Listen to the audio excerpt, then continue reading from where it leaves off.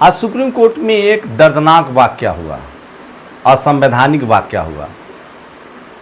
कैसे chief justice of India को गाली दी गई और 2 जजों की बेंच पर फाइलें फेंक दी गई।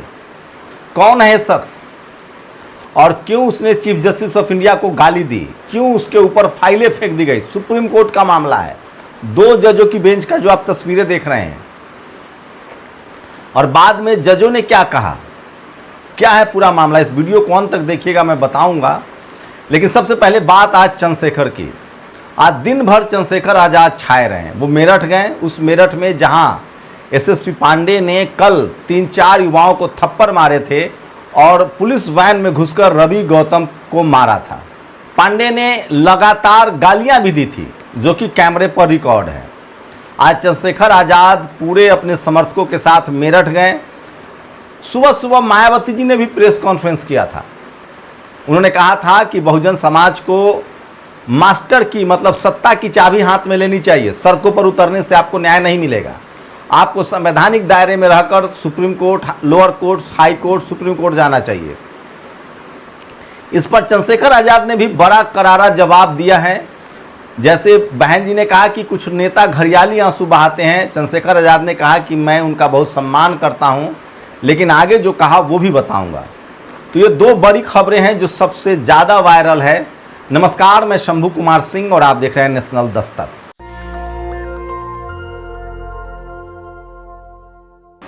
आज सुप्रीम कोर्ट में जो हुआ वो बहुत ही खतरनाक कह सकते हैं। इससे पहले याद है चीफ जस्टिस जो दलित समाज से थे उन पर जूता चल गया था। बाद में जज साहब ने भी कहा था कि कोई दिक्कत नहीं है, इनको छोड़ दीजिए, इनकी मानसिक स्थिति ठीक नहीं है। आज उससे 2 कदम आगे बढ़कर एक प्रबल प्रताप नाम के इस शख्स ने, जिसकी तस्वीरें देख रहे हैं, वो किसी फैसले से नाराज था। वो सुप्रीम कोर्ट पहुंचा, वो अपनी पैरवी खुद कर रहा था और उसने कहा कि जज साहब मैं आदेश दे रहा हूं आपको, आप जुडिशियल सर्वेंट हैं, आप FIR का आदेश दीजिए। उसके बाद जज ने कहा कि आप मुझे आदेश कैसे दे सकते हैं। उसके बाद उसने पूरी फाइलें जो है वो ऐसे करके दोनों जज के मुंह पर फेंक दिया और उसके बाद चीफ जस्टिस ऑफ इंडिया के लिए गाली, अपमानजनक शब्द का इस्तेमाल किया, जो हम आपको नहीं सुना रहे हैं, बीप करके सुना रहे हैं। हम तस्वीरें दिखा रहे हैं, वीडियो हमारी मजबूरी है। इसको लेकर सोशल मीडिया पर लगातार प्रतिक्रिया आ रही है। रवीश कुमार ने लिखा है कि जो हुआ वो बहुत ही दुखद है और न्यायपूर्ण है, लेकिन अब कानून को भी अपने तरीके से जल्दी न्याय देना चाहिए ताकि लोगों का भरोसा कानून व्यवस्था पर बना रहे। तमाम सोशल मीडिया हैंडल से इसको शेयर किया जा रहा है, लिखा जा रहा है, पढ़ा जा रहा है। मैं फिर कह रहा हूँ, बहुजन समाज को हमेशा संविधान पर भरोसा रखना चाहिए। आपके साथ लाख इनजस्टिस हो, आपको न्याय न मिले, उसके बावजूद भी जो भी हमें हासिल होगा वो संवैधानिक तरीके से ही होगा। तो हमें संवैधानिक तरीके पर भरोसा रखना चाहिए और इस तरह के जो लोग हैं उनके आप सपोर्ट में नहीं जा सकते हैं। जैसे आप फेक इनकाउंटर के पक्ष में नहीं जाना चाहिए आपको, क्योंकि जब इनकाउंटर, फेक इनकाउंटर का आप समर्थन करेंगे, चाहे वो भरत तिवारी का ही क्यों ना हो, तो बहुजनों का ज़्यादा इनकाउंटर शुरू हो जाएगा। हमेशा बहुजन समाज न्याय के पक्ष में रहा है और इसी वजह से एक दलित समाज से आने वाले पिछले जज साहब ने उस आरोपी को छोड़ दिया था जिसने जूता चलाया था। और उसका असर देखिए कि प्रबल प्रताप को भी सुप्रीम कोर्ट के दोनों जजों ने कहा है कि इनको छोड़ दिया जाए। यह नासमझ है या इनकी मानसिक स्थिति हो सकता है कि ठीक ना हो। लेकिन सुप्रीम कोर्ट में जो हुआ उसके बाद बहस छिड़ गई है कि सुप्रीम कोर्ट या हाई कोर्ट या लोअर कोर्ट में बहुत ज़्यादा लाखों केस पेंडिंग है। लोग न्याय के लिए लगातार जो है वो भटकते रहते हैं। कोर्ट कचहरी के चक्कर से लोगों का देह में सिहरन होने लगता है। ये तो बड़ा सवाल है। वही जो रसूखदार लोग हैं, पैसे वाले लोग हैं, उनको तुरंत जस्टिस मिलता है।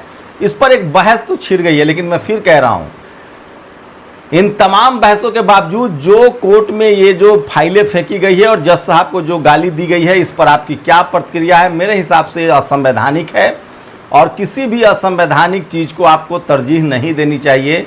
देश संविधान से ही चले तो बेहतर है। चीफ जस्टिस को इस शख्स ने क्यों गाली दिया ये नहीं पता है।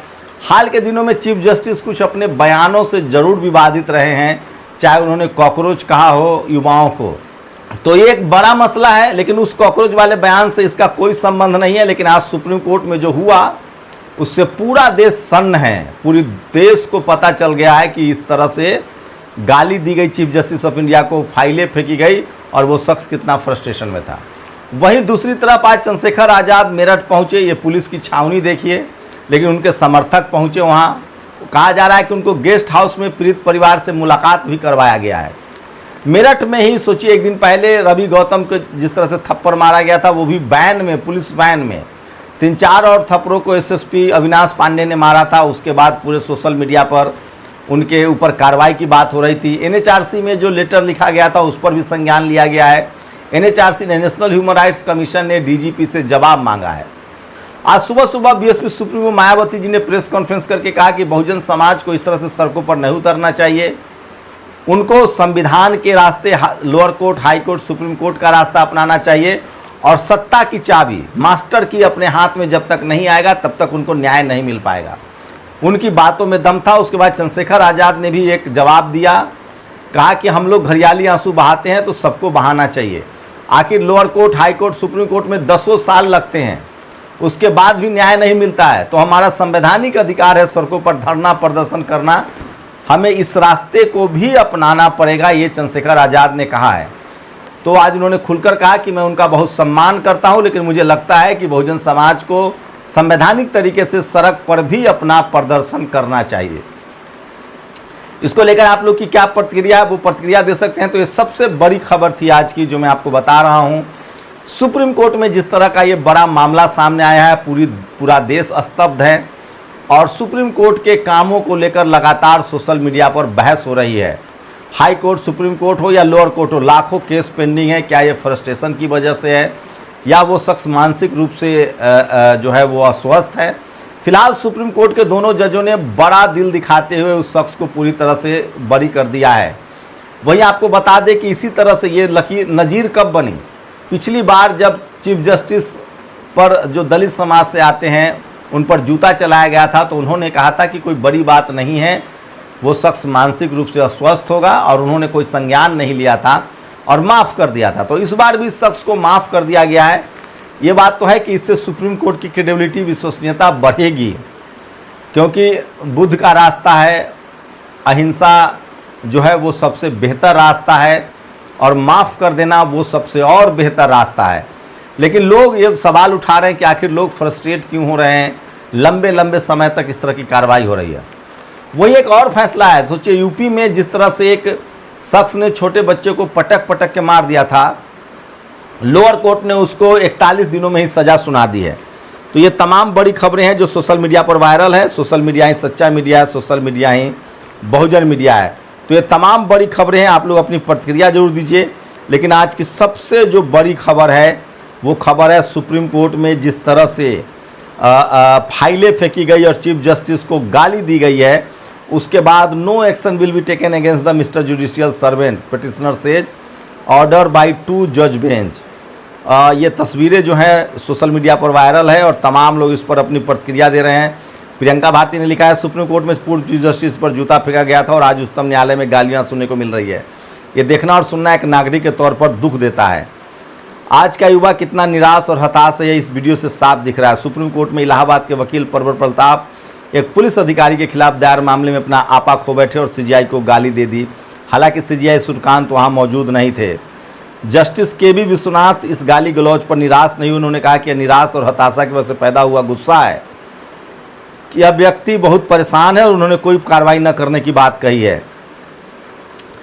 तो ये तमाम बड़ी खबरें हैं जो सोशल मीडिया पर आज वायरल है। भाई ने वकालत साउथ की मूवीज़ देखकर सीखे, इस तरह के लोग तंज भी कर रहे हैं। और न्याय के लिए इमोशन की नहीं, माल की ज़रूरत होती है। पहले कुछ दिए होते तो ये दिन न देखना पड़ता। इस तरह के कमेंट्स भी आ रहे हैं लोगों के। और मैं फिर कह रहा हूँ, बहुजन समाज को बहुत सोच समझ के इस पर कमेंट करना चाहिए। ये वकील बदतमीज़ और बेवकूफ़ है जिसे अपने प्रोफेशन की कदर नहीं है। अदालतें फिल्में सेट नहीं होती।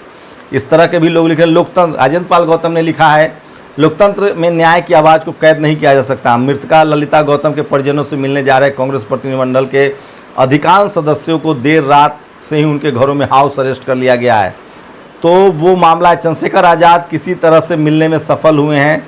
और ये तमाम बड़ी खबरें हैं जो सोशल मीडिया पर वायरल है।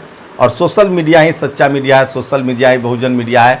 आप लोग अपनी प्रतिक्रिया जरूर दीजिए कि चंद्रशेखर आज़ाद का जो रास्ता है वो सही है या मायावती जी ने कहा है वो सही है। और सुप्रीम कोर्ट में जो आज हुआ वो कितना दुखद है। शुक्रिया। नेशनल दस्तक की आपसे गुजारिश है कि अगर इसको बचाना चाहते हैं तो नेशनल दस्तक को सब्सक्राइब करने के लिए रेड कलर के सब्सक्राइब बटन को दबाएं, फिर बेल आइकन की घंटी दबाएं। नेशनल दस्तक को बचाने के लिए बहुत ज़रूरी है कि हर खबर को शेयर करें, लाइक करें, कमेंट जरूर करें।